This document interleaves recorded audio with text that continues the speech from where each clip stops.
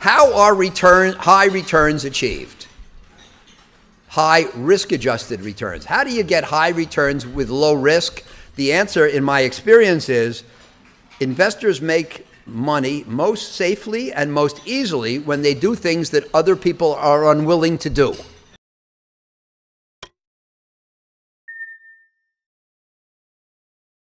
What has been the dominant characteristic of the financial environment over the last 10 years?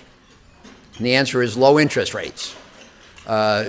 Generally speaking, I mean, the all-time lows of interest rates were hit during that period, and interest rates, while having been raised in recent years, are still extremely low. The impacts of that is to raise the discounted cash flow of most businesses, to increase the value of businesses, to provide a wind at the back of many businesses, to encourage economic results, all those things. That's why the central banks of the world lowered interest rates 10 plus years ago to fight the global financial crisis. And of course, it did work. But that has left us with an investment environment characterized by low interest rates, and that's the reason for talking about them today. So I've been saying for some time, I still believe that today the uncertainties are unusual in terms of number, scale, and insolubility, things like geopolitics, et cetera. The prospective returns in many asset classes are historically low because of the low interest rate environment. Asset prices range from full to high, depending on which asset category you're talking about, and pro-risk behavior is widespread. They taught me at Chicago 50-odd years ago about the importance of risk aversion in terms of causing the positive correlation between risk and return, and that when people are risk averse, they'll do thorough due diligence and the market will be a safe place. But sometimes they forget to do that. They engage in pro-risk behavior and the environment becomes more risky. The bottom line, I think, has been and is that we're living in a low-return, high-risk world. Some of the environmental indicators over the last couple of years include the 10th year of an economic recovery, the longest bull market in history, the ascendant superstocks, the FANGs, strong demand for corporate credit, money flows into emerging market debt, record fundraising for private equity, the onrush of capital for tech and VC investing, and interest in cryptocurrencies. And I think that these are the important hallmarks of the last couple of years. And what do they mean? We were talking about that before, right? What does it mean? What it means to me is that the markets over the recent years have been shaped by optimism, trust in the future, faith in investing and investors, a low level of skepticism, and risk tolerance, not risk aversion. So the first question is, do you agree? You should ask yourselves, does this guy know what he's talking about, or is he exaggerating, or has he left out a bunch of things to color his presentation? These are the things that I think are reflected in these things. These things have to be present for these things to happen, in my opinion. My point is that attributes like these do not contribute to a positive climate for prospective returns and risk.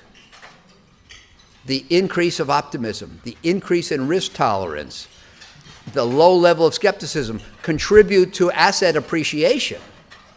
But of course, that asset appreciation does not render the world safer.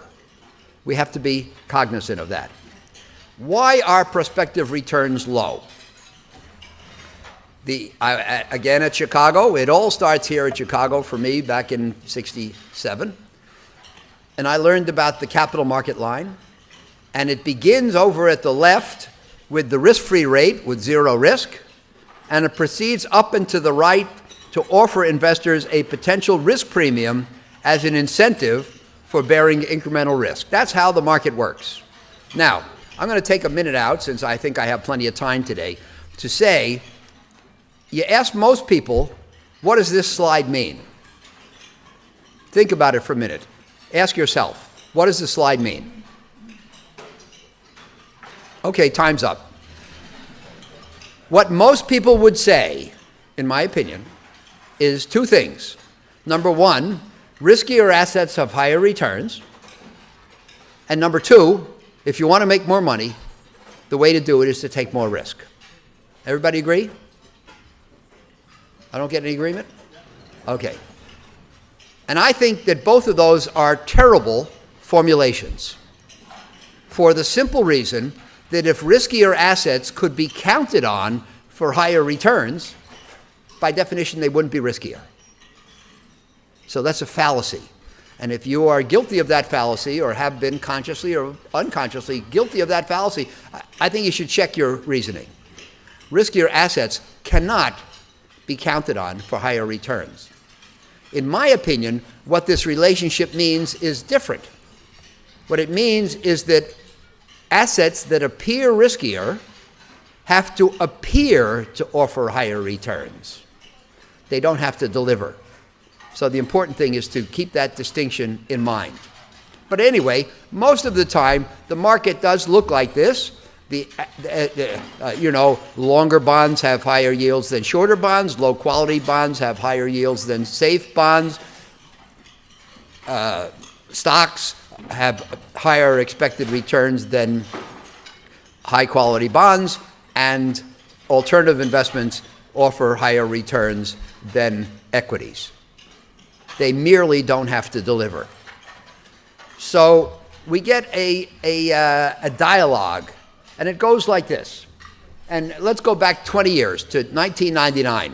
I wrote a memo about this back in '04. I'm still quoting from it. I've gotten a lot of mileage from it. It's called Risk and Return Today. And what I observed in '04 is back in force today, I believe.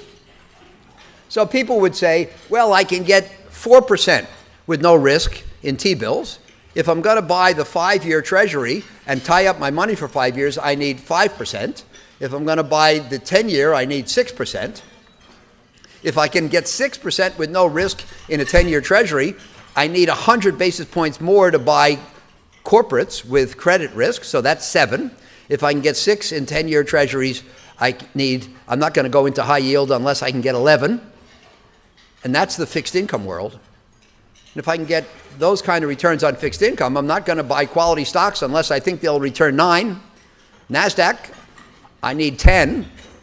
And by the way, if I can get those returns from public securities, I'm not going to develop real estate unless I think I can make 14, or go into public private equity unless I think I can make 20, or venture capital unless I think I can make 30. So all along the line, you get people saying, in order to take incremental risk, I need the expectation of incremental return. Nothing could make more sense.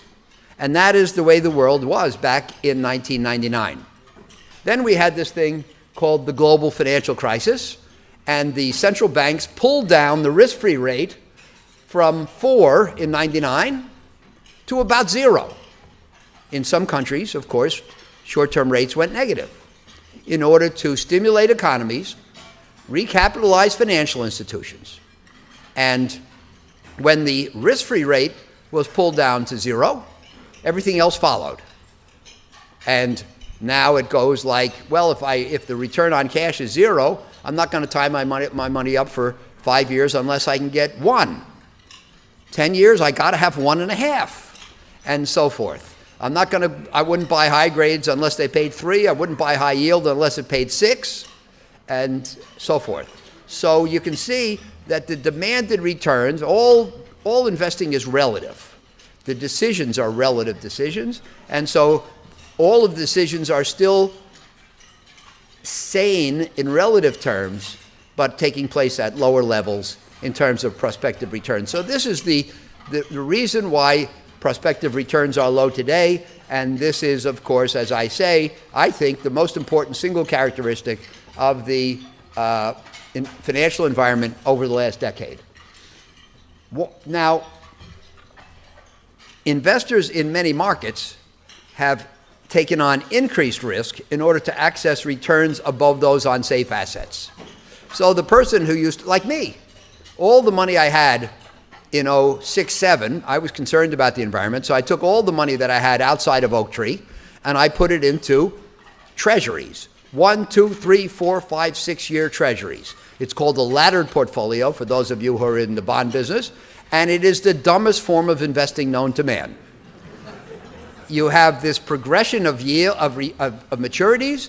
The closest in one matures, it goes to the back of the line. You always have a portfolio which has 1, 2, 3, 4, 5, 6-year maturities. You always have some money coming due within a few months, and you can't make much, but you can't lose.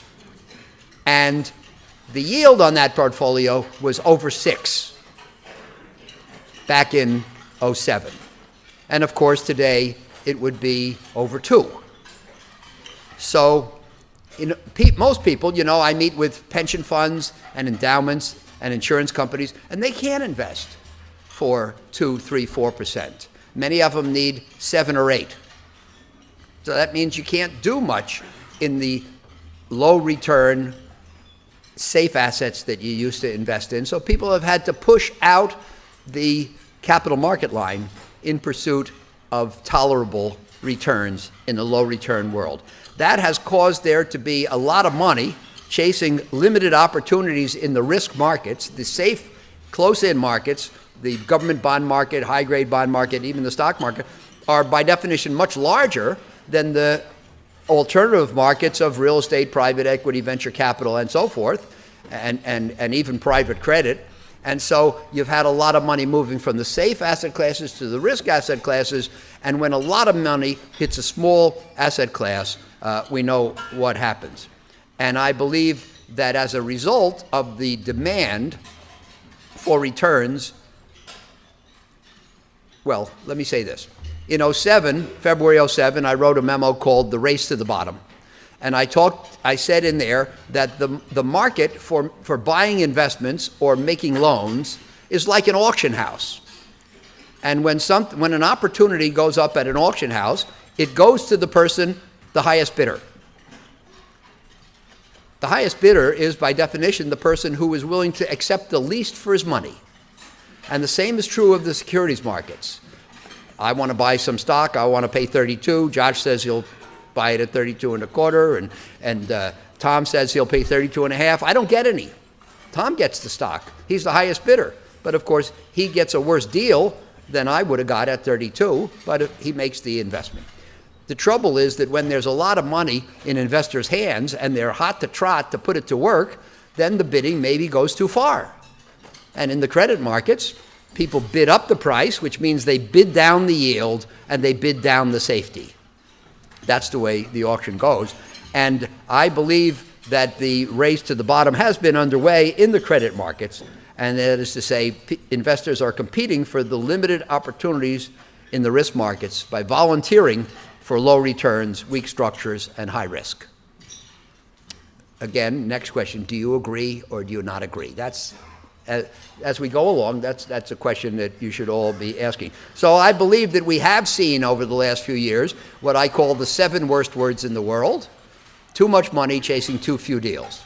And that was the title of my September memo, the 7 worst words in the world. When that's going on, is that going on? Do you think it's been going on? When it's going on, that's troublesome, and you should recognize it and act accordingly. How are high returns achieved? High risk-adjusted returns. How do you get high returns with low risk? The answer, in my experience, is investors make money most safely and most easily when they do things that other people are unwilling to do.